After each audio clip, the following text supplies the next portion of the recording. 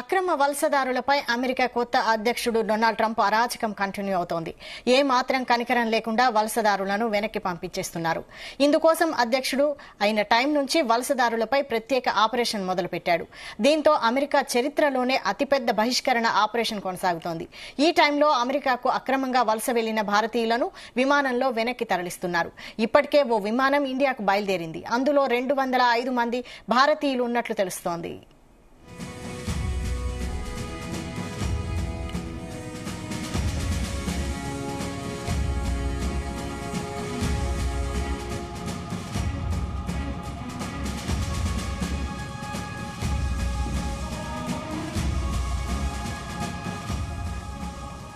C-17 US military air craft వీరిని తరలిస్తోంది. భారత్ కు చేరుకోవడానికి 24 గంటలు పడుతుందని అంచనా. అక్రమ వలసదారులపై అమెరికా అనుసరిస్తున్న విధానాలపై ఇప్పటికే భారత్ తన స్పందనను తెలిపింది. అక్రమ వలసలకు తాము వ్యతిరేకమని, ఈ అంశం అనేక రకాల వ్యవస్థీకృత నేరాలతో ముడిపడి ఉందని పేర్కొంది. వీసా గడువు ముగిసినా లేదా సరైన దస్తాలు లేకుండా భారతీయులు అమెరికాతో సహా ఎక్కడ ఉన్నా వారిని తిరిగి తీసుకొచ్చేందుకు వీలు కల్పిస్తామని భారత విదేశాంగ శాఖ స్పష్టం చేసింది. త్వరలో ప్రధాని మోడీ అమెరికా పర్యటనకు వెళ్తున్నారని తెలుస్తోంది. ఈ తరుణంలో అక్రమంగా వలస వెళ్లిన భారతీయుల తొలి విడత తరలింపు జరుగుతోంది.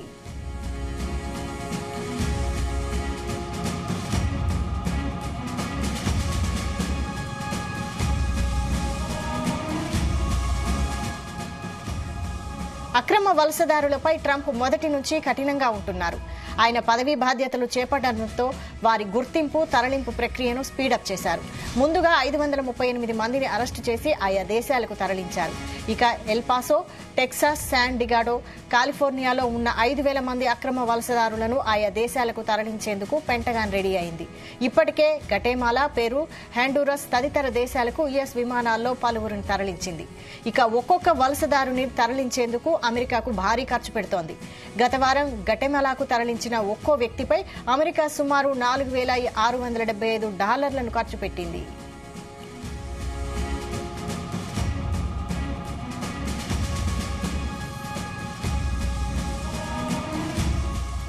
అక్రమ వలసదారులపై అమెరికా అనుసరిస్తున్న విధానాల పట్ల ఇప్పటికే భారత్ తన అభిప్రాయాన్ని తెలిపింది.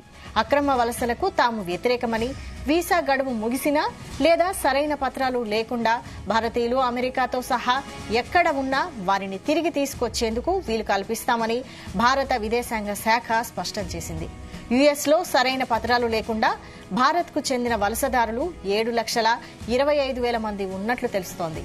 వీరిలో 18,000 మందిని భారత్కు తరలించేందుకు అమెరికా ప్రభుత్వం జాబితాను రూపొందించింది. మెక్సికో, సాల్వెడార్ ప్రజల తర్వాత ఎక్కువగా ఉన్నది భారతీయులే.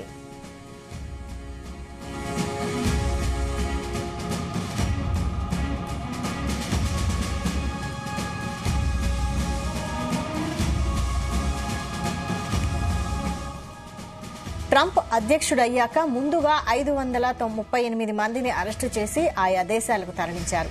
అలాగే ఎల్పాసో, టెక్సాస్, శాన్ డిగాగో, కాలిఫోర్నియాలో ఉంటున్న దాదాపు 5,000 మంది అక్రమ వలసదారులను ఆయా దేశాలకు తరలించేందుకు రంగం సిద్దం చేశారు.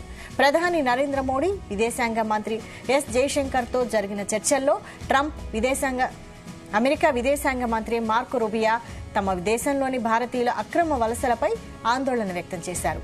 ఇమ్మిగ్రేషన్ గురించి ప్రధాని మోడీతో చర్చించామని, అక్రమ వలసదారులను వెనక్కి రప్పించే విషయంలో భారత్ సరైన విధంగా స్పందిస్తుందని ట్రంప్ పేర్కొన్నారు.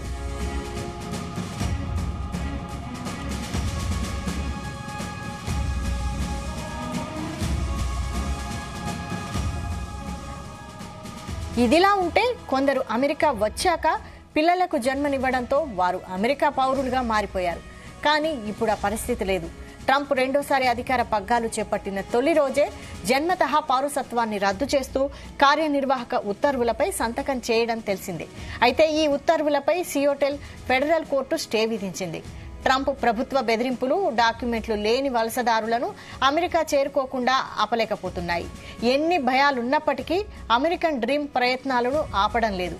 కలను నిజం చేసుకోవడానికి జీవితాలనే పణంగా పెడుతున్నారు.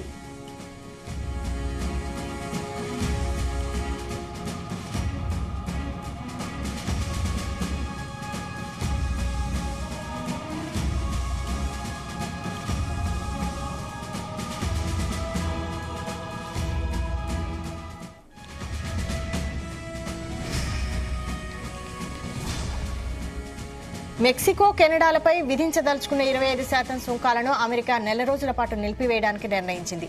ఇరు దేశాల అధినేతలు అమెరికా సరిహద్దుల వెంట భద్రతను కట్టుదిట్టం చేస్తామని హామీ ఇచ్చిన నేపథ్యంలో ట్రంప్ ఈ నిర్ణయం తీసుకున్నారు. ఇరు దేశాలు 10,000 మంది భద్రతా బలగాలను తమ సరిహద్దులకు పంపించి మత్తు పదార్థాలు, మనుషుల అక్రమ రవాణాను అడ్డుకుంటామని పేర్కొన్నారు.